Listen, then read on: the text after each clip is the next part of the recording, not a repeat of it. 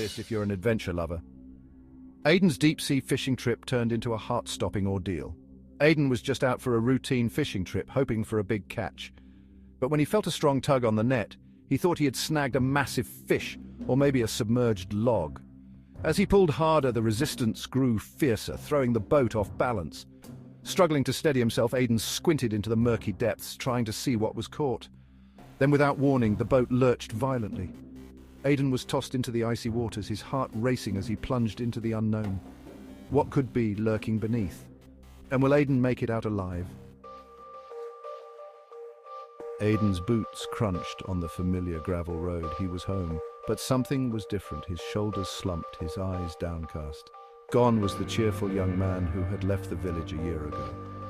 The villagers noticed. Their smiles faded as he passed. His silence was unsettling. His eyes held a haunted look.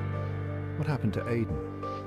His mother embraced him tightly, her eyes welled with concern. "You're home," she whispered. Relief mingled with worry. He didn't meet her gaze. "I'm home," he mumbled, his voice barely above a whisper. Days turned into weeks. Aidan remained withdrawn. He spent hours staring at the lake, a brooding figure lost in thought. The lake, once a source of joy, now reflected his inner turmoil. Then the whispers began. The fish, once plentiful, vanished. The lake, once clear and blue, turned murky and dark. An unnatural silence hung over the water. Old Man Hemlock, his face etched with worry, shook his head. "It's a curse," he muttered, his voice raspy with age. "The lake is angry." His words spread through the village like wildfire, fanning the flames of fear. The lake, once a source of life, now seemed to exude a menacing aura.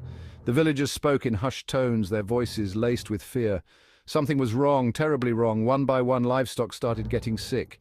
Cows refused to drink from the lake, crops withered and died. Fear gripped the village. The lake, once a symbol of abundance, was now a harbinger of doom. The villagers gathered in the town square, their faces, usually etched with the hardship of farm life, were now pale with terror. Their eyes darted towards the lake, their minds racing with unanswered questions. What had happened, and who was to blame? The placid surface of the lake, a secret that haunted his waking hours and invaded his dreams. He remembered that fateful night, the full moon casting an eerie glow on the water, his curiosity getting the better of him. He had ventured too far, disturbed something ancient and powerful. A shiver ran down his spine as he recalled the chilling laughter that had echoed across the water. The memory sent a wave of nausea through him. He had brought this upon them. Fear turned to anger. Fingers pointed at Aidan. He was different. He had returned with a darkness clinging to him. They looked at him with suspicion in their eyes. "He's cursed us!" a voice cried out. The accusation hung heavy in the air. A chorus of agreement followed. The villagers, their faces contorted with fear and rage, advanced towards Aidan. He felt a surge of panic. He had to tell them, had to make them understand. But the words caught in his throat. Torches casting menacing shadows, a figure emerged from the crowd. Old Man Hemlock, his eyes filled with a strange wisdom, held up a hand. "There's a way," he rasped, his voice surprisingly strong. "An old legend. A sacrifice must be made to appease the lake." A hush fell over the crowd.